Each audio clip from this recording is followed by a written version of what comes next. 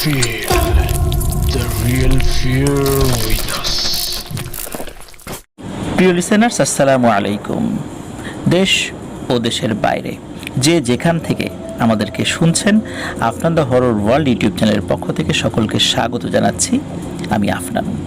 আশা করি সবাই ভালো আছেন, সুস্থ আছেন। রিমেম্বারিং স্টোরিজের আজকের এপিসোডে সকলকে স্বাগত জানাচ্ছি।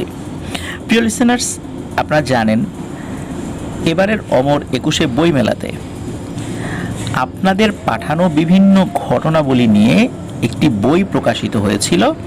সেটি হচ্ছে পাতালবাসী।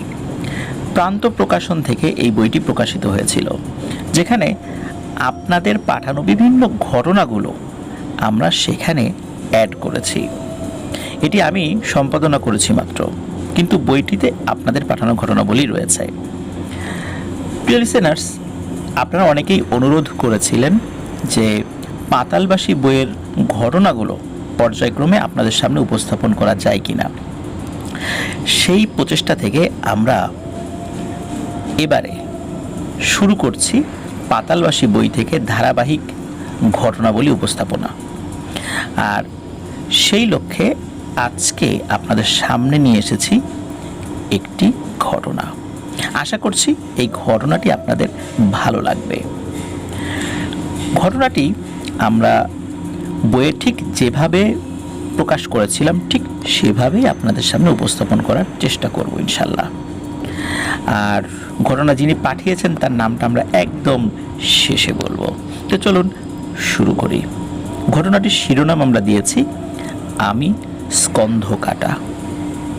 তো শুরু করি। ঘটনার সময়কাল 2001 সালের গ্রীষ্মের সময়। সেদিন সাজিদ ভাই অ্যাক্সিডেন্টে মৃত্যুর কারণে এলাকার এক বড় ভাইয়ের দাফন ও জানাজা শেষ করে বাড়ির দিকে ফিরছেন। এমন সময় তার ফোনে অচেনা নম্বর থেকে একটি কল আসে। সাজিদ ভাই কলটা এড়িয়ে গিয়ে বাড়ির উদ্দেশ্যে হাঁটা শুরু করেন, কিন্তু বারবার কল আসার কারণে এক প্রকার বিরক্ত হয়েই কলটা তিনি রিসিভ করেন। ফোনের ওপাশ থেকে একটা ছেলের ভয়েস। বয়স 20 থেকে 21 বছরের মতো হবে হয়তো। ওই ছেলে তার পরিচয় দেয়, তার নাম সবুজ। সবুজ একটা সালাম দিয়ে বলে, ভাই আপনি কি সাজিদ? তো সাজিদ ভাই সালামের উত্তর দিয়ে বলে, হ্যাঁ আমি সাজিদ। তখন সবুজ বলে, ভাই আমি আপনার এক চেনা পরিচিত লোকের কাছ থেকে নম্বর নিয়ে আপনাকে কল করছি। ভাই আমাদের পুরো পরিবার সমস্যার মধ্যে, আপনি আমাদের বাড়িতে একবার আসুন। সাজিদ ভাই বলেন, আচ্ছা আমি যাব। তো সাজিদ ভাই সময় করে 2-3 দিন পর সবুজের দেওয়ার ঠিকানায় পৌঁছান। সাজিদ ভাই সবুজদের বাড়িতে যান। সাজিদ ভাই সবুজের সাথে দেখা করেন। সবুজদের বাড়িটাতে কেমন একটা গুমট ভাব। আর সাজিদ ভাই দেখেন কালো কালো কয়েকটি শেয়াল বাড়ির মধ্যে বসে আছে। সাজিদ ভাইকে দেখে উঠে দাঁড়িয়ে গো গো শব্দ করছে। সাজিদ ভাই একটা সূরা পরে নিজের গায়ে ফু দেন। সবুজ সাজিদ ভাইকে তার দাদার রুমে নিয়ে যেতে চাইলে সাজিদ ভাই সবুজকে বলেন, দাঁড়ান ভাই, আগে আমি আপনার সাথে কথা বলতে চাই, এই সমস্যাটা কার, এই বিষয় নিয়ে। তখন সবুজ সাজিদ ভাইকে ছাদে নিয়ে আসেন। সাজিদ ভাই একটা অস্তিত্ব অনুভব করতে থাকে, কোনো খারাপ কিছুর এবং অশুভ কিছুর। সবুজ এবার বলতে শুরু করে মূলত সমস্যা সবুজের বড় ভাইয়ের। তার নাম নাইম, তিনি একজন ডাক্তার। এই বছর ঈদের ছুটিতে বাড়ি আসেন নাইম। সব কিছু ঠিকই ছিল, কিন্তু তিনি ডাক্তার হওয়ায় তাকে বেশিরভাগ সময়টাই বাইরে থাকতে হতো। নাইম ও তার স্ত্রী একসাথে থাকতো হসপিটালের কোয়ার্টারে। সেদিন নাইমের নাইট ডিউটি ছিল, তাই রাত্রে খাওয়া দাওয়া করে ডিউটিতে যোগ দেয়। বেশ কয়েকদিন ধরে নিম্নচাপ হওয়ার কারণে সেদিনও ঝিরিঝিরি বৃষ্টি হচ্ছিল। আকাশ কালো মেঘে ঢাকা, মাঝে মাঝে বিদ্যুতের ঝলকানি ও বজ্রপাতের শব্দ। সময় তখন রাত 2টার মতো হবে। সেই এলাকার থানা থেকে একটা লাশ আসে। লাশটা সাদা কাপড়ে ঢাকা। নাইম স্বাভাবিক চিন্তা থেকে কাপড়টা সরিয়ে দেখেন একটা পুরুষ লোকের লাশ।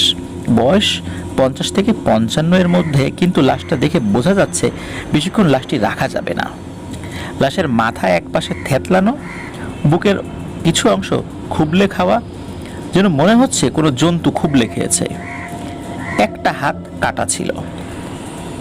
এসব বিষয় দেখে নাইম আর দেরি না করে লাশটাকে পোস্টমর্টেম করানোর জন্য পাঠিয়ে দেয় আর বলে কালকে এটা রেডি করে অবশ্যই দিয়ে দিতে হবে। প্রায় আধ ঘন্টা পর হাসপাতালে একজন স্টাফ এসে বলে, স্যার ডোমরা লাশ কাটতে চাইছে না, তারা বলছে লাশের সাথে কি যেন সমস্যা নাকি আছে। নাইমের মেজাজ খারাপ হওয়ায় নাইম নিজে ডোমদের কাছে যায় কথা বলার জন্য। নাইম ডোমদের বলে, কি সমস্যাটা কি? এতদিন যাবৎ লাশ কাটছো, এখন আবার কি সমস্যা হচ্ছে? নেশা করে আছো তাই কাজে ভুল হচ্ছে নাকি? যাও গিয়ে কাজ শেষ করো। ডোমরা বলে, স্যার আমাদের মাফ করেন, চাকরি গেলে যাজ্ঞা, এ লাশ মোরা কাটতে পারুম না, জান থাকলে কাজ অনেক মামুনে। নাইম ডোমদের জিজ্ঞেস করে, আরে হয়েছেটা কি বলবা তো একটু। তখন একজন সিনিয়র ডোম বলে, স্যার আমরা দুজন একটা লাশ কাটছিলাম, তখন অন্য দুজন ওই লোকের লাশ রেখে আসে। যথারীতি আমরা হাতের কাজটা শেষ করে ওই লোকের লাশটা টেবিলে তুলেছি। লাশটা কাটার জন্য ছুরিটা হাতে নিয়েছি, তখন মনে হলো লাশটা একটু নড়ে উঠল। লাশের বুকে ছুরি বসাতেই সেই লাশ শটাং করে উঠে বসেছে। আমরা ভয়ে দুজনেই পড়ে যাই। আবার দুজনে উঠে লাশটাকে শুইয়ে লাশের বুকটা ফেরে ফেললাম। ঠিক তখনই লাশটা ওই অবস্থায় উঠে বসে এবং একজন ডোমের গলা চেপে ধরে ধাক্কা দিয়ে ফেলে দেয়। আর তারা ভয়ে মর্গ থেকে বেরিয়ে এসে এখানে খবর দেয়। নাইম সেই ডোমের ক্ষতস্থানটা দেখতে চাইলে সেই ডোম তার ক্ষতস্থান দেখায়। সত্যি তার গলার এক পাশে হাতের আবছা দাগ লেগে আছে। নাইম আর 7-5 না ভেবে মর্গের দিকে যায় নিজেই পোস্টমর্টেম করার জন্য। নাইম নিজেই পোস্টমর্টেম শুরু করে দেয়। বেশ কিছুক্ষণ পর হঠাৎ নাইম একটা বিড়ালের কান্নার শব্দে পিছনে ঘুরে তাকায় আর দেখে একটা কালো বিড়াল ওখানে বসে আছে। নাইম বিড়ালটাকে তাড়ানোর চেষ্টা করলো, কিন্তু বিড়ালটা যাচ্ছিল না। তাই নাইম এগিয়ে গিয়ে এক সজোরে লাথি মারে বিড়ালটাকে, আর বিড়ালটা বেশ কিছু দূরে ছিটকে পড়ে যায়। বিড়ালটা রাগে গড়গড় করতে করতে একবার পিছনে ফিরে তাকায় আর তারপর চলে যায়। নাইম যখন ওই লাশের হাত সেলাই করছে, এমন সময় নাইম লক্ষ্য করে লাশের মুখে মুচকি মুচকি হাসি ফুটে উঠেছে। নাইম 7-5 না ভেবে কাজ শুরু করে, শেষও করে ফেলে। কেবিনে এসে রেস্ট নিয়ে পরদিন বাড়ি ফেরে। নাইম বাড়ি ফেরার পর তার স্ত্রী তাকে জড়িয়ে ধরে কাঁদতে থাকে। কি হয়েছে তার স্ত্রীকে জিজ্ঞেস করায় নাইমের স্ত্রী জানায়, নাইমের স্ত্রী গতকাল রাতে ঘুমিয়েছিল, হঠাৎ তার ঘুম ভাঙে বিড়ালের রাগে গজরানো শব্দে। শব্দটা বেশ জোরেই হচ্ছিল। নাইমের স্ত্রী বিছানা ছেড়ে উঠে শব্দের উৎস খুঁজতে থাকে ঘরের ডিম লাইটের হালকা আলোতে। দেখে ডাইনিং টেবিলের উপর একটা কালো বিড়াল বসে আছে আর রাগে গজরাচ্ছে। নাইমের স্ত্রী বিড়ালটাকে তাড়াতে গেলে বিড়ালটা আস্তে আস্তে বড় হয়ে যায় আর একটা কালো মানুষের চেহারার আকৃতি ধারণ করে, যার মুখে কোনো ঠোঁট ও নাক ছিল না। একটা বড় চোখ ছিল ও কান দুটো ছিল বড়। সারা শরীরে বড় বড় লোম, অর্থাৎ সারা শরীর লোমে ঢাকা, আর পেছন থেকে একটা বড় লেজ যেটা সামনে পর্যন্ত এসেছে।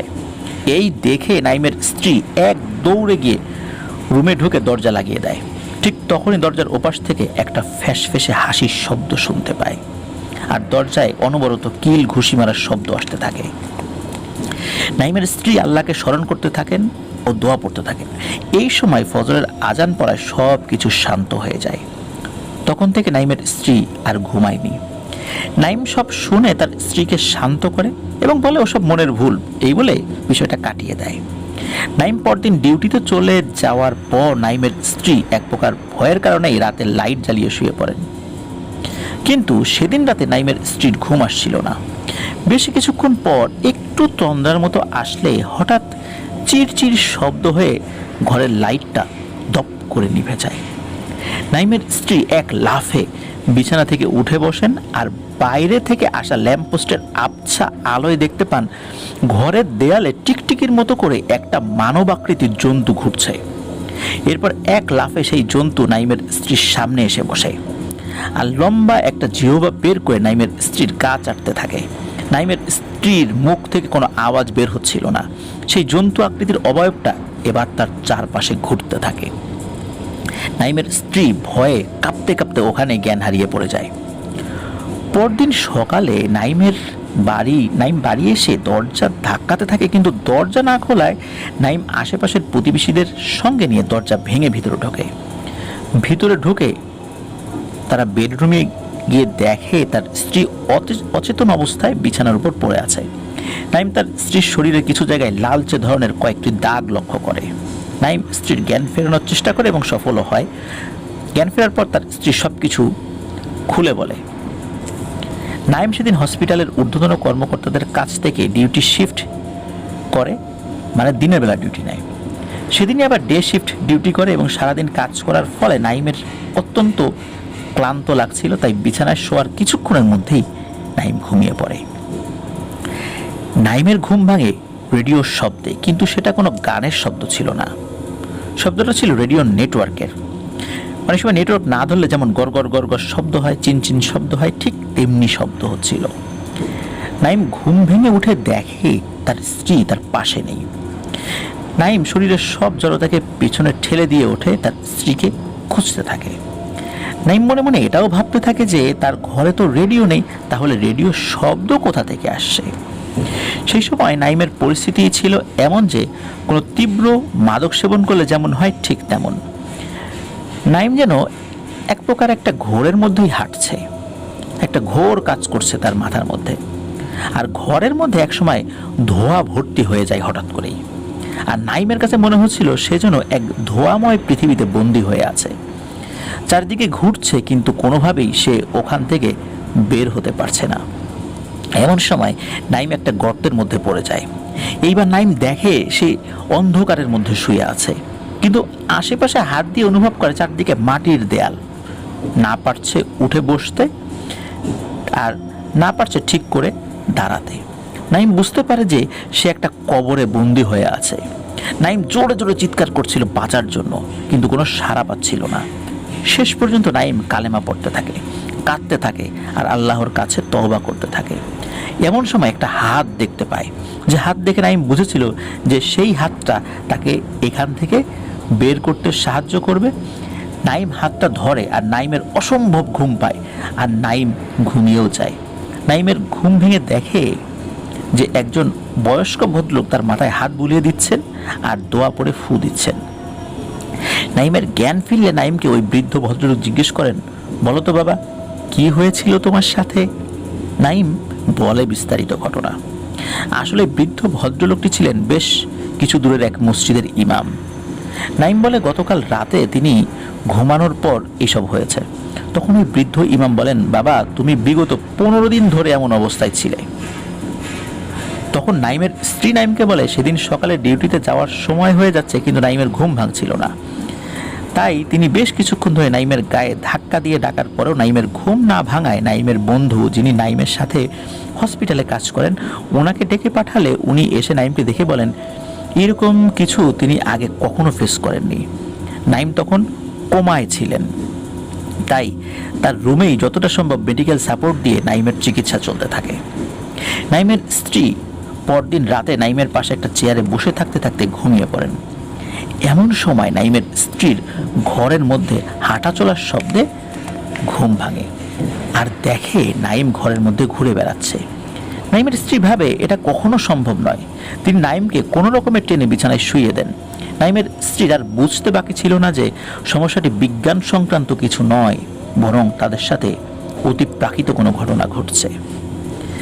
তাই পরদিন এলাকার এক ইমাম সাহেবকে ডেকে আনা হলে উনি বাড়িতে ঢুকেই আল্লাহু আকবার বলে বাড়ির বাইরে এসে নাইমের স্ত্রীকে বলেন, মা, এ আমার দ্বারা সম্ভব নয়, আপনি অভিজ্ঞ কাউকে দেখান। এর পরদিন ঘটতে থাকে নাইমের স্ত্রীর সাথে ঘটনা। বেশ কিছুদিন পর এই বৃদ্ধ ইমামের সন্ধান পেয়ে ওনার সাথে যোগাযোগ করে বিস্তারিত ঘটনা জানান। ইমাম আসেন এবং কিছু আমল করতে থাকেন। ইমাম তার জিনের সাহায্যে নাইমকে একটা পুরনো কবর থেকে তুলে আনেন, যেখানে নাইমের রূহকে নাকি বন্দি করেছিল ওই শয়তান। নাইম তার স্ত্রীর কাছ থেকে সব শুনে বিস্মিত হয়ে বসেছিল। এইবার ওই বৃদ্ধ ইমাম বলেন, বাবা, আমার বয়স হয়েছে, তাই আর আগের মতো শক্তি বা সামর্থ্য নেই, থাকলে হয়তো চেষ্টা করতাম। তুমি এই জায়গা ছেড়ে চলে যাও, দেখো আল্লাহর রহমতে ঠিক হয় কিনা। আমার জিন খোঁজ নেওয়ার চেষ্টা করেছে, কিন্তু পাইনি তাদের কোনো খোঁজ। তখন নাইমের স্ত্রী ইমামকে বলেন, আপনার সাথে তো জিন আছে, তারা কিছু করতে পারবেন না? ইমাম বলেন, মা, সব জিন সবসময় সবার মোকাবেলা করতে পারে না। নাইম আবার ডিউটিতে যোগ দিলেও সমস্যার সমাধান হয়নি। দিন দিন নাইমের মানসিক অবস্থা খারাপ হতে থাকে, আর তার সাথে ঘটতে থাকে অবিশ্বাস্য কিছু ঘটনা, যা শুনলে হয়তো আপনাদের কাছে রূপকথার গল্প মনে হবে, কিন্তু হ্যাঁ, সত্যি তাই ঘটেছিল তাদের সাথে।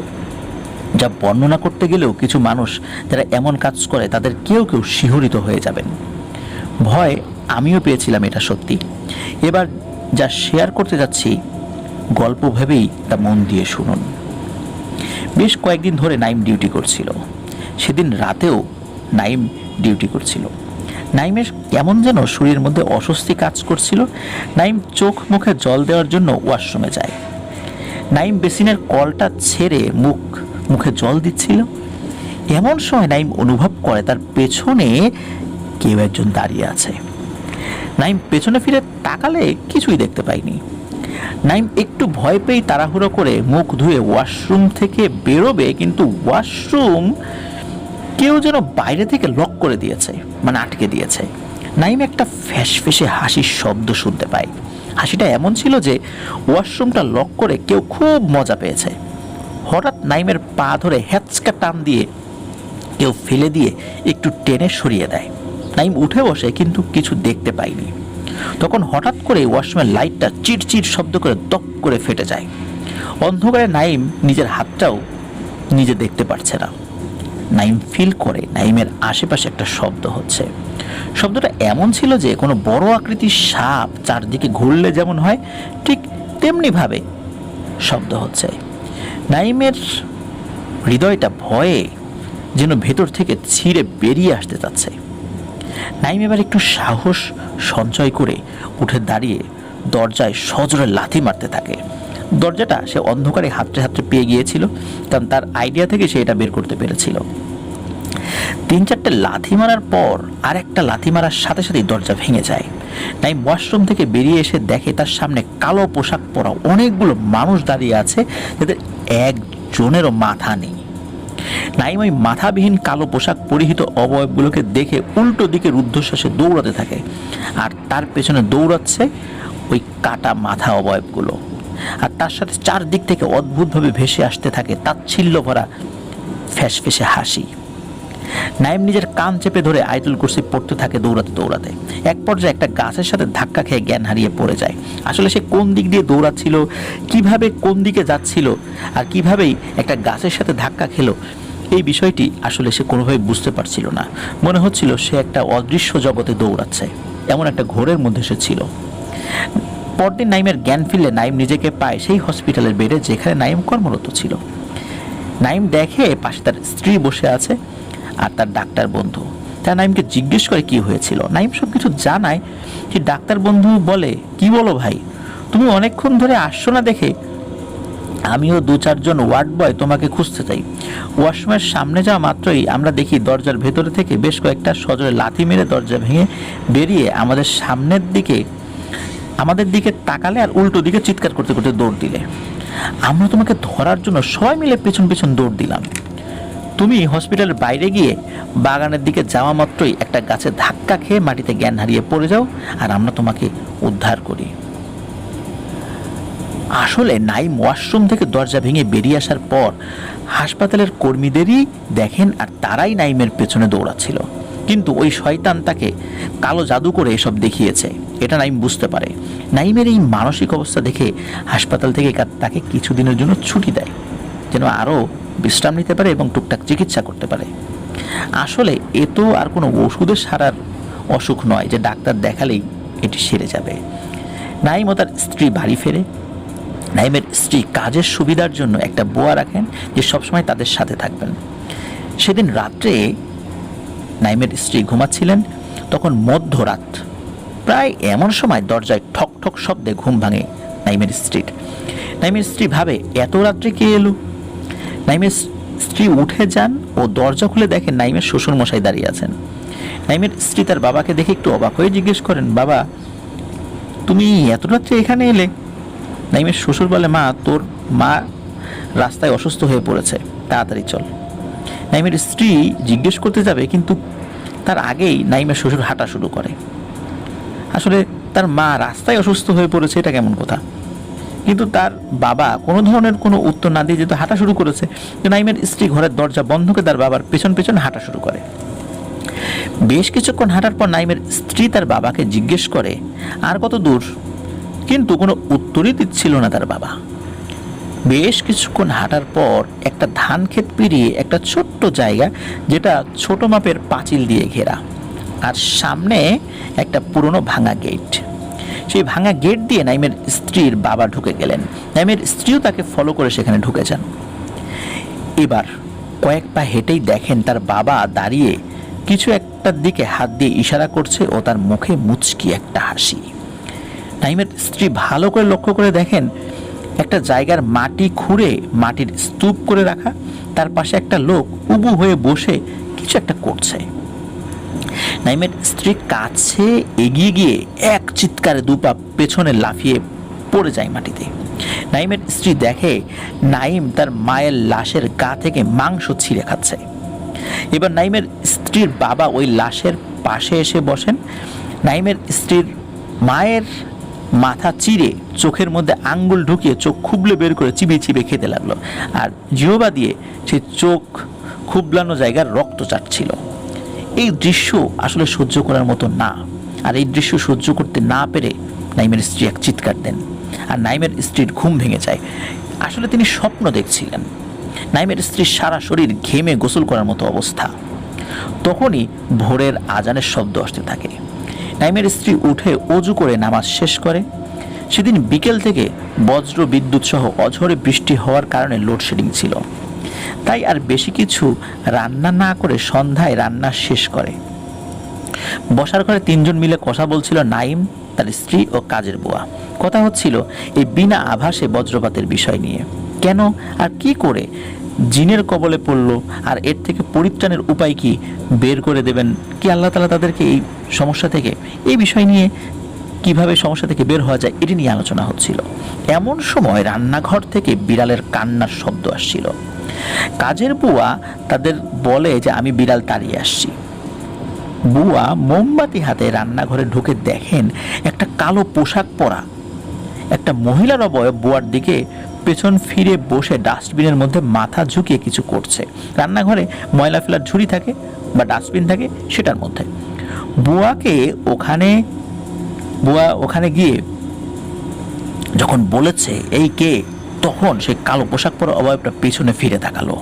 বুয়া দেখলো ঠিক তার মতো দেখতে একই রকম এক মহিলা ওই রান্নাঘরের ডাস্টবিনের ভেতর থেকে কাঁচা মাছের উচ্ছিষ্টগুলো চিবাচ্ছে, আর তার মুখ থেকে কিছু উচ্ছিষ্ট অংশ বাইরে বেরিয়ে আছে। চোখ দুটো বিড়ালের যেমন হয় ঠিক তেমনি বুয়ার দিকে রাগের দৃষ্টিতে তাকিয়ে আছে, আর বুয়ার দিকে এগিয়ে এসে তাকে আক্রমণের চেষ্টা করছে। এই অবস্থা দেখে বুয়া এক চিৎকারে জ্ঞান হারিয়ে মাটিতে পড়ে যায়। বুয়ার চিৎকার শুনে নাইম ও তার স্ত্রী তাড়াতাড়ি করে রান্নাঘরে ঢুকে দেখে সেখানে কিছুই নেই, শুধু বুয়া অজ্ঞান হয়ে পড়ে আছে। তারা দুজনে এসে ধরাধরি করে নিয়ে যায় কাজের বুয়াকে। বুয়াকে ধাতস্থ করে কিছু জিজ্ঞাসা করার আগেই বুয়া ভয়ে কান্না করতে করতে সমস্ত ঘটনা খুলে বলে। নাইম ও তার স্ত্রী এবার প্রতি রাত্রে লাইট জ্বালিয়ে আল্লাহর ইবাদত করতে থাকেন, আর দিনের বেলায় ঘুমানো শুরু করেন, কারণ রাতের বেলা তারা ঘুমাতে পারছিলেন না। কিন্তু তাতেও ওই শয়তান রেহাই দেয়নি তাদের। দিনের বেলায়ও নানা রকম আজে বাজে স্বপ্ন দেখানো শুরু করে দেয়। নাইমের অবস্থা বেগতিক দেখে নাইমের স্ত্রী তার দেবর সবুজকে ফোন করে এবং সবকিছু জানান। সবুজ তার বাবা ও মাকে জানায় যে তার বড় ভাই আর ভাবির সমস্যার কথা। সবুজ আর দেরি না করে সেদিন জোহরের নামাজ পড়ে গাড়ি নিয়ে বেরিয়ে পড়ে নাইম ও তার স্ত্রীকে আনতে। নাইম ও তার স্ত্রী সমস্ত ব্যাগপত্র গুছিয়ে রেডি হয়ে বসেছিল সবুজের আশায়। তখন প্রায় সন্ধ্যা 7টা বাজে। কলিং বেলের শব্দে নাইম উঠে দরজা খোলা মাত্রই তাজা কাটা মুরগির মাথা কেউ ছুঁড়ে মারে নাইমের গায়ে। নাইম এবার এক প্রকার রেগে গিয়ে বলতে থাকে, কেন, আমি কি ক্ষতি করেছি তোর, এইভাবে কেন আমাকে জ্বালা যন্ত্রণা দিচ্ছিস? একথা বলার সাথে সাথে ঘরের লাইট নিভে যায়। নাইমের স্ত্রী শুনতে পায় নাইমের আর্তনাদ ও ধস্তাধস্তির শব্দ। এমন সময় সবুজ চলে আসে, দরজা ধাক্কাতে থাকে, আর তখন নিজে থেকেই আবার লাইট জ্বলে ওঠে। নাইম মাটিতে পড়ে লুটোপুটি খাচ্ছিল। তখন নাইমের স্ত্রী তাড়াতাড়ি দরজা খুলে দেয়। সবুজ ও তার ভাবি দুজন মিলে নাইমকে সোফায় বসায়। নাইমের হাত পা তখন রক্তাক্ত অবস্থায় ছিল। নাইমকে হসপিটাল থেকে আঘাত লাগা জায়গাতে ব্যান্ডেজ করে দিয়ে প্রয়োজনীয় ওষুধ নিয়ে তারা ওই রাত্রি রওনা দেয় তাদের নিজস্ব বাসভবনের উদ্দেশ্যে। রাত তখন প্রায় 10:15 বাজে। একটা হাইওয়ের পাশে ছোট্ট হোটেলে তারা খাবার আনতে যায়। গাড়িতে ড্রাইভার, নাইম ও তার স্ত্রী। সেখানে তারা খাওয়া দাওয়া সেরে আবার রওনা দেন। বেশ কিছু দূর যাওয়ার পর তাদের গাড়িতে সমস্যা করতে থাকে। এরপর কিছু দূর গিয়ে গাড়িটা বন্ধও হয়ে যায়। গাড়িটা ঘ্যার ঘ্যার শব্দ করছে, কিন্তু স্টার্ট হচ্ছে না। ড্রাইভার ও সবুজ গাড়ি থেকে নেমে ইঞ্জিন চেক করছিল।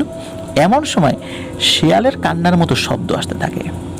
ড্রাইভার ও সবুজ দুজনের মুখ চাওয়াচাওয়ি করে। তাড়াতাড়ি ইঞ্জিন ঠিক করার চেষ্টা করতে থাকে। বেশ কিছুক্ষণ পর নাইম গাড়ি থেকে বেরিয়ে এসে গাড়ির পাশে দাঁড়িয়ে গাড়ির বাইরের আবহাওয়াটা উপভোগ করছিল।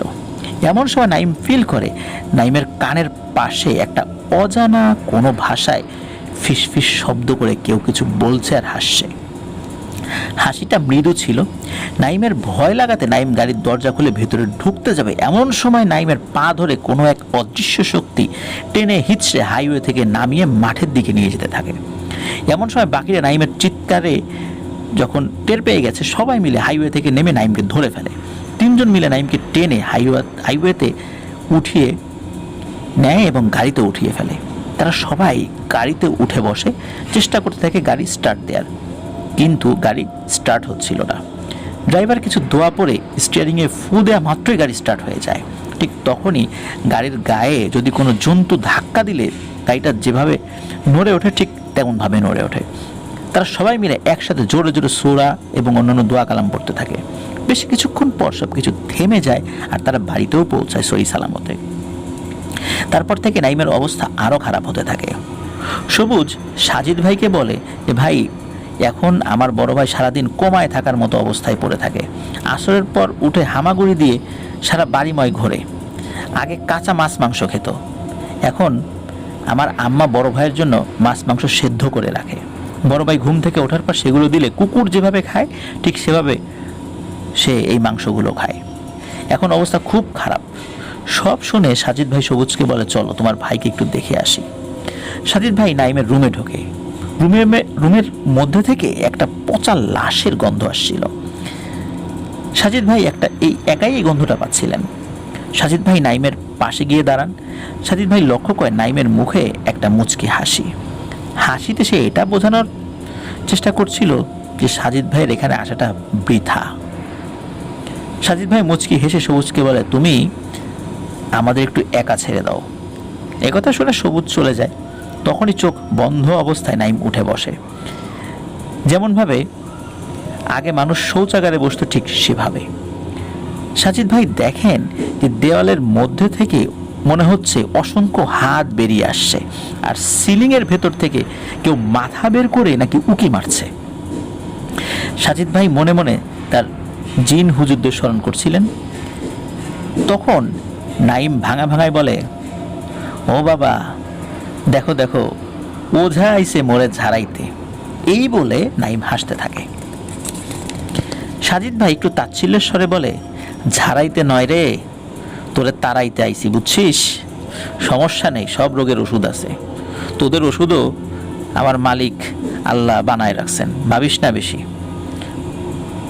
এমন সময় সাজিদ ভাইয়ের একজন জিন হুজুর আসেন আর সাজিদ ভাইকে বলেন, এখনো সময় হয়নি সাজিদ, ফিরে চলো। তখন নাইম বলে ওঠে, ওরে বাপ, আমি তো ডরায় মরছি, ওঝা দরবেশ নিয়ে আসছে দেখতাছি, মানুষ তো আসছে, তার জিন হুজুরও নিয়ে আসছে, হইব না, কিছুই হইব না। সাজিদ ভাই জিন হুজুর কিছু না বলে একটা মুচকি হাসি দিয়ে ওখান থেকে অদৃশ্য হয়ে যান। আর সাজিদ ভাইও ওই বাড়ি থেকে ওই দিনের মতো বিদায় নেন। সেদিন রাত্রে নাইমদের বাড়ি থেকে বেরিয়ে সাজিদ ভাই কোনো একটা ব্যক্তিগত কাজ সেরে বাড়ি ফিরছিলেন। এমন সময় সাজিদ ভাই দেখেন তার সামনে একটা কদম গাছ থেকে বেশ কয়েকটি লাশ ঝুলছে। সাজিদ ভাই বুঝতে পারেন এটা মায়াজাল, আর এসব বিষয়ে ওনার অভিজ্ঞতা কিন্তু অনেক পুরনো। সাজিদ ভাই ওদিকে আর না তাকিয়ে সূরা পড়ে শরীর বন্ধ করে নেন। সাজিদ ভাই ফিল করেন পেছন থেকে কিছু একটা হাঁটার শব্দ পাওয়া যাচ্ছে। মনে হচ্ছে যে কেউ যদি প্রদর্শনী করে হেঁটে আসে ঠিক সেভাবে হাঁটার শব্দ। এই প্রদর্শনী তখন আসছিল যখন সাজিদ ভাই মেইন রোড থেকে নেমে মেঠো পথে হাঁটছিলেন। ওই মাঠের পর একটা ছোট জঙ্গল, তার কয়েকটি বাড়ির পর নিজস্ব বাসভবন সাজিদ ভাইয়ের। সাজিদ ভাই কিন্তু পেছনে তাকাননি। সত্যি কথা বলতে কি, সাজিদ ভাইয়ের সত্যি ভয় লাগছিল। এবার সাজিদ ভাই তসবি বের করে তসবি গুনতে থাকেন ও সূরা পড়তে পড়তে থাকেন, আর মনে মনে তার যে জিন হুজুর তাকে স্মরণ করছিলেন, কিন্তু কোনোভাবে তার জিন হুজুর সেখানে আসছিলেন না বা তার কাছ থেকে কোনো উত্তর পাচ্ছিলেন না। এমন সময় সব নিস্তব্ধ হয়ে যায়। সাজিদ ভাই হাঁটতে হাঁটতে প্রায় জঙ্গলের কাছে এসে পড়েছেন। সাজিদ ভাইয়ের ভয় ছিল জঙ্গলের মধ্যে যদি একবার তিনি ঢুকে পড়েন তাহলে না জানি তার সাথে কোনো ঘটনা ঘটেই যায় কিনা। তো এবার আর শুধু শুনতে হচ্ছিল না, এবার দেখতে পাচ্ছিলেন তিনি। কিছুক্ষণ আগে তো শুনতে পাচ্ছেন কেউ হেঁটে আসছে পেছনে পেছনে। সাজিদ ভাই তখন দেখেন বেশ কয়েকটি লোক যাদের মাথা নেই, তারা উল্লাস করছে, কিছু একটা অবয়বকে গোল করে ঘুরছে। এমন সময় সাজিদ ভাই ভালো করে লক্ষ্য করে দেখেন ওই মাঝখানে বসে আছে নাইম, আর তার দুই চোখ বেয়ে পড়ছিল তাজা রক্ত। সাজিদ ভাই একটা ঢিল তুলে কোনো একটা সূরা পরে ফু দিয়ে যখন সেই ঢিল ছুঁড়ে মারেন তাদের দিকে, আর তখনই সব ভ্যানিশ। আসলে এটা ছিল মায়াজাল। ওই অশরীরীগুলো কিছু একটা মেসেজ দিতে চাচ্ছিল সাজিদ ভাইকে। কি মেসেজ দিতে চাচ্ছিলেন এটা তো সাজিদ ভাই বুঝে ফেলেছেন। সাজিদ ভাই চলার রাস্তায় মাটির মধ্যে থেকে কোনোই পর্যন্ত হঠাৎ করে দেখা যাচ্ছে হাত উঠে এসেছে, মানে এগুলো সাজিদ ভাইয়ের পা চেপে ধরবে। কিন্তু সাজিদ ভাই বুঝতে পারেন যে এটা তো একটা মায়াজাল, আর তাকে ক্ষতি করার চেষ্টা করছে যদিও, আর এই ধরনের অভিজ্ঞতা তার নতুন কিছু নয়। সাজিদ ভাই যখন সূরা পড়তে থাকেন তখন এই হাতগুলো নড়তে থাকলেও সাজিদ ভাইকে স্পর্শ করতে পারেনি। সাজিদ ভাই সত্যিই একজন এক্সপেরিয়েন্সড পারসন হলেও ওই ধরনের সিচুয়েশনে তিনি মারাত্মক ভয় পাচ্ছিলেন, কারণ অনেক সময় তাকে সাহায্য করার জন্য তার জিন হুজুর চলে আসে, কিন্তু ওই অবস্থায় সেও আসছিল না। সাজিদ ভাই সূরা পড়তে পড়তে এক সময় বাড়িতে পৌঁছেও যান, আর রাতে এক প্রকার রাগ করেই আরো বেশি করে জিন হুজুরদের ডাকতে থাকেন। একে একে 4 জন জিন হুজুর আসেন। সাজিদ ভাই একটু রাগের সুরেই বলেন, এতবার ডাকার পরেও আপনারা কেন আসলেন না? জিন হুজুরদের মধ্যে একজন বলেন, আরে সাজিদ, তুমি বোঝো না কেন খামোখা রাগ করছো? ওই শয়তান জাদু করে তোমাকে শব্দবন্দি করেছিল যাতে আমরা তোমার ডাক শুনতে না পাই। তুমি ডাকছিলে কিন্তু আমরা শুনতে পাইনি। সাজিদ ভাই বলেন যে আপনারা কি কিছু জানতে পারলেন? মুচকি হাসি দেওয়া জিন হুজুর বলেন, চিন্তার এমন কিছু নেই, আল্লাহ মালিক, ইনশাল্লাহ সব কিছু ঠিক হয়ে যাবে। দেখো সাজিদ, সমস্যা জটিল হলেও ওর উপর জাদু করা জিনিসগুলো নষ্ট করতে হবে। জিন হুজুর বলে দেন কোথায় কোথায় জাদুর বস্তু আছে এবং কিছু আমল শিখিয়ে দেন। পরদিন সাজিদ ভাই নাইমদের বাড়িতে যখন আসেন তখন রাত প্রায় 12টা বাজে। সাজিদ ভাই তিনি তার রিচুয়াল শুরু করেন, রুকিয়া শুরু করেন, আর 7 মেরু বিশিষ্ট 2টি বলয় বানিয়ে নাইমকে একটা বলয়ের মাঝখানে বসিয়ে একটা সাদা কাফনের কাপড় দিয়ে নাইমকে ঢেকে সেই কাফনের কাপড়ের উপর সূরা পড়ে ফু দিয়ে কিছু রিচুয়াল করতে থাকেন। এমন সময় বাড়ির চারপাশ থেকে শোনা যায় শিয়ালের হু হু ডাক ও বিড়ালের কান্নার শব্দ। সাজিদ ভাই দেখেন বাড়ির বাইরে বহু শিয়াল দাঁড়িয়ে আছে এবং রাগে গোংড়াচ্ছে, কিন্তু ভেতরে আসতে পারছে না, কারণ উঠানে একসাথে ঢাল হয়ে দাঁড়িয়েছিলেন 8 জন কামেল জিন হুজুর। এমন সময় একটা বিশাল আকৃতির শিয়ালের পিঠে করে একটা কালো অবয়ব, যার শরীরে কোনো মাথা ছিল না, সে আসে। সাজিদ ভাই তাকে দেখতে পায় ও জিনেদের শিখিয়ে দিয়ে আমল করতে থাকেন। এবার হঠাৎ করে সেই মাথাবিহীন কালো অবয়বটাকে কোনো একটা অদৃশ্য কিছু টেনে হিঁচড়ে দ্বিতীয় 7 মেরুর বলয়ের মধ্যে নিয়ে আছড়ে ফেলে দেয়। আর সাজিদ ভাইয়ের সেই জিন হুজুর ওই অবয়বকে বলে, দেখলি আল্লাহর কালাম দিয়ে দরবেশ কি করতে পারে? তোর মতো ভীরু কাপুরুষের এই অবস্থাই হয়। এবার বল, কেন এই ছেলেটার পিছু নিয়েছিস আর কেনই বা তার পিছনে পড়েছিস? সেই অবয়ব তার বাহন থেকে পড়ে গিয়েছে। মূলত তার বাহন ছিল শেয়াল, বিশাল আকৃতির এক শেয়ালে চড়ে সে চলাফেরা করত। আর সেই শেয়ালটিও ছিল একটা জিন। মূলত সেই জিনটা ছিল ওই অবয়বের বাহন। সেই সেই অবয়ব এক প্রকার রাগে গড়গড় করতে করতে মানে গোঙাতে থাকে আর বলে, বলবো না, আমি কিছুই বলবো না। সাজিদ ভাই বলে, তোকে বলতেই হবে। এই বলে সাজিদ ভাই একটা ছড়ি নিয়ে সেই বলয়ের উপর আঘাত করতে থাকে। তখন মার খেয়ে নিস্তেজ অবস্থায় পড়েছিল সেই মাথা কাটা অবয়ব। এবার সাজিদ ভাই এক প্রকার হুমকি দিয়েই বলে, শেষ সুযোগ দিচ্ছি, বল, না হলে এখনই মাটিতে তোকে গেড়ে দেব। এমন সময় সেই মাথা কাটা অবয়বের অনুগামী 15 থেকে 20 জনের মতো তাকে বাঁচাতে আসলে সাজিদ ভাই জিন হুজুরা লাফ দিয়ে তাদেরকে ধরে আছাড়ের পর আছাড় মারতে থাকে আর কিল ঘুষির আঘাতে তাদের অবস্থা শোচনীয় করে দেয়। মার খেয়ে সেই শয়তানগুলো পালিয়েও যায়। তখন সেই মাথা কাটা বলে, আমি স্কন্ধ কাটা। আমাকে এক কবিরাজ 4টে খাসির বিনিময়ে পাঠিয়েছিল এক পরিবারের বংশ নির্বংশ করতে। আমি সে কাজ করেও দিয়েছিলাম। সেই কবিরাজ আমাকে মন্ত্র বলে বন্দি করে ফেলে পরবর্তীতে, আর আমার দ্বারা এইরকম কাজ করিয়ে নিয়ে সে অর্থ উপার্জন করতে থাকে। একদিন সুযোগ বুঝে ওই কবিরাজকে জিন্দা অবস্থায় ওর শরীর থেকে মাংস খুবলে খেয়ে ওকে গলা টিপে মেরে ওর একটা হাত আলাদা করে দিয়েছিলাম। কিন্তু আমার ইচ্ছা ছিল কবিরাজের পুরো লাশ আমি খেয়ে ফেলব। এমন সময় কিছু লোক এসে ওই ব্যক্তিকে নিয়ে যায়। আমি আমার প্রতিজ্ঞা অনুযায়ী ওই লাশ খাবো, তাই মর্গে ডোমদের ভয় দেখিয়ে তাড়িয়ে দেই। কিন্তু ডোমরা চলে যাওয়ার পরেও নাইম এক গুয়েমি দেখিয়ে সেই লাশটা কাটে এবং লাশটাকে সে দাফনও করে দেয়। আমি আমার এক সাথী বিড়াল রূপে যখন ওখানে যায় নাইমকে ভয় দেখানোর জন্য, সে ওই সাথীকেও লাথি মারে। নাইমকে দেখে আমার খুব রাগ হয়েছিল যে ওর কারণে আমি আমার প্রতিজ্ঞা পূর্ণ করতে পারছি না, তাই আমি ওর পেছনে পড়েছি।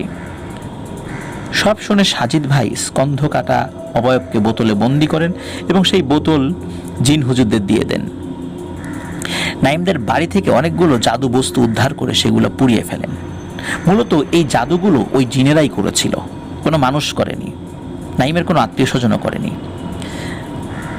আর নাইমের বাড়ির সবাইকে বলে দেন, আপনারা বেশি বেশি করে নামাজ পড়বেন, আমল করবেন, আল্লাহর ইবাদত করবেন, ঘরে বেশি বেশি করে পবিত্র কোরআন থেকে তেলাওয়াত করবেন। এই বলে সাজিদ ভাই ওখান থেকে বিদায় নেন। নাইমের পরবর্তীতে পুরোপুরি 6 মাস লেগেছিল সুস্থ হতে, কিন্তু নাইমের হালকা মানসিক সমস্যাটা থেকেই গিয়েছিল। এটি ছিল ঘটনা। প্রিয় লিসেনার্স, এই ঘটনাটি আমাদেরকে পাঠিয়েছিলেন সাজ্জাদ হোসেন ভারতের মুর্শিদাবাদ থেকে। তার এই ঘটনাটি দিয়েই আমরা পাতালবাসী বইটি শুরু করেছিলাম। প্রিয় লিসেনার্স, একজন কবিরাজ একটা স্কন্ধ কাটা জিনকে সে বন্দি করে ফেলেছিল এবং তাকে দিয়ে অনেক কাজ করিয়ে অর্থ উপার্জন করত। মূলত ওই জিনের ক্ষোভ ছিল যে কোনো মূল্যে কবিরাজকে সে হত্যা করবে, হত্যা করে তার পুরো শরীর খেয়ে ফেলবে। বিভিন্ন কারণে সে যখন পারেনি, যার ক্ষোভটা গিয়ে নাইম ভাইয়ের উপরে পড়েছিল, যে নাইম ভাই শেষ পর্যন্ত এই কাজটি করেছিলেন, পোস্টমর্টম করেছিলেন, যার কারণে সেই কাজটি করতে পারেনি, কারণ খুব দ্রুত তার সাথে দাফন করে দেওয়া হয়। এই কারণে নাইম ভাইয়ের উপর ক্ষোভ ছিল, বিভিন্ন মায়াজালে বন্দি করে ফেলেছিল এবং এমন মায়াজালে বন্দি করে ফেলেছিল যেটা থেকে মুক্তি পাওয়া অনেকটা কঠিন ছিল। কিন্তু আল্লাহ সুবহানাহু ওয়া তাআলা সব রোগের চিকিৎসা রেখেছেন, বিশেষ করে প্যারানরমাল বিষয়ের। আস্তে আস্তে আল্লাহ তাআলা তাকে সুস্থ করে দেন, কিন্তু কিছুটা মানসিক সমস্যা নাইমের থেকেই গিয়েছিল। আর প্রিয় লিসেনার্স, যদি কারোর উপর ব্ল্যাক ম্যাজিক করা হয়, আমরা অনেক সময় মনে করি যে শুধু মানুষের উপর ব্ল্যাক ম্যাজিক করে, তা কিন্তু নয়। জিনেরাও কিন্তু মানুষের উপর ব্ল্যাক ম্যাজিক করে। তো জিনেদের ব্ল্যাক ম্যাজিক থেকে বেঁচে থাকার জন্যও কিন্তু রেগুলার আমল করে যেতে হয়। আমরা অনেক সময় হাত পায়ে নখ কাটি, চুল কেটে এলোমেলো ফেলে দিই। জিনেরা কিন্তু এই জিনিসগুলো নিয়ে যায়, নিয়ে তারা তাদের জাদুবিদ্যা প্র্যাকটিস করতে থাকে। যখন আমার বা আপনার শরীরের এই সমস্ত জিনিসগুলো নিয়ে জাদুবিদ্যা প্র্যাকটিস করতে থাকে, এর একটা নেতিবাচক প্রভাব কিন্তু আমাদের উপর পড়ে। অনেক সময় দেখা যায় যে যারা ডাক্তারি বিদ্যা অর্জন করছেন, তাদের কিন্তু এই বিদ্যা অর্জন করার জন্য মানুষের ডেড বডির প্রয়োজন হয়, মানুষের শরীরের বিভিন্ন অঙ্গ প্রত্যঙ্গের প্রয়োজন হয়, কঙ্কালের প্রয়োজন হয়। তো দেখা যাচ্ছে যে এটা তো কোনো না কোনো মানুষের জিনিস, সেটা দিয়ে তারা বিদ্যা অর্জন করছেন। ঠিক তেমনি জিনেরাও তাদের জাদুবিদ্যা অর্জন করার জন্য মানুষের শরীরের বিভিন্ন অংশ নিয়ে যায়। নিয়ে সেটার উপর যখন তারা প্র্যাকটিস করতে থাকে তখন এর প্রভাব মানুষের উপর পড়ে। এই জন্য আমাদের উচিত চুল বা নখ কাটার পর এই জিনিসগুলো মাটিতে পুঁতে ফেলা। যদিও বা ঢাকা শহরে বা শহর এলাকায় এই কাজটা অনেক কঠিন, কিন্তু তারপর মাটি তো আশেপাশে আছে, তাই না? এগুলো আমাদের করতে হবে, বিশেষ করে বাচ্চাদের চুল এবং নখ কাটার ক্ষেত্রে আমাদের বিষয়ে সতর্ক থাকতে হবে। প্রিয় লিসেনার্স, এটি ছিল ঘটনা। আমরা এই বইটি প্রকাশ করেছিলাম প্রান্ত প্রকাশন থেকে। রকমারিতে আপনারা এই বইটি পাবেন। রকমারির এই লিঙ্কটা আমরা দিয়ে দিব ইনশাল্লাহ। আপনারা চাইলে এই বইটা এখনও অর্ডার করতে পারেন, আপনাদের সংগ্রহে রেখে দিতে পারেন স্মৃতি হিসাবে। প্রিয় লিসেনার্স, আজকে এ পর্যন্তই আলোচনা করলাম। ইনশাল্লাহ পরবর্তী রিমেম্বারিং স্টোরিজে আরও একটি ঘটনা নিয়ে আপনাদের সামনে ইনশাল্লাহ হাজির হব। প্রিয় লিসেনার্স, এখনও যারা আমাদের চ্যানেল সাবস্ক্রাইব করেননি তারা দ্রুত সাবস্ক্রাইব করে ফেলুন। আফনান দ্য হরর ওয়ার্ল্ড নামে আমাদের একটি ফেসবুক পেজ এবং গ্রুপ রয়েছে, যার লিঙ্ক আমরা আমাদের ভিডিও ডেসক্রিপশনে দিয়ে রেখেছি। সেখানে গিয়ে আফনান দ্য হরর ওয়ার্ল্ড পরিবারের সদস্য হয়ে যেতে পারবেন। আপনারা যারা ঘটনা পাঠাতে চান তারা লিখে অথবা রেকর্ড করে যে কোনোভাবে ঘটনা পাঠাতে পারবেন afnandahorrorworld@gmail.com এই ইমেল অ্যাড্রেসে। আর ইমেল অ্যাড্রেসের স্পেলিংটা আমরা আমাদের ভিডিও ডেসক্রিপশনে দিয়ে রেখেছি, সেখানে গিয়ে আপনারা ইমেল অ্যাড্রেসটাও চেক করে নিতে পারবেন। প্রিয় লিসেনার্স, আজকের মতো বিদায় নিচ্ছি। আসছে সোমবার অমীমাংসিত রহস্যের আরও একটি নতুন এপিসোড নিয়ে আপনাদের সামনে হাজির হব। আর বৃহস্পতিবার ইনশাল্লাহ আপনাদের পাঠানো ঘটনাবলী নিয়ে হাজির তো থাকবই। ইনশাল্লাহ দেখা হচ্ছে, কথা হচ্ছে তাড়াতাড়ি। সে পর্যন্ত সবাই ভালো থাকুন, সুস্থ থাকুন। আসসালামু আলাইকুম। প্রিয় লিসেনার্স,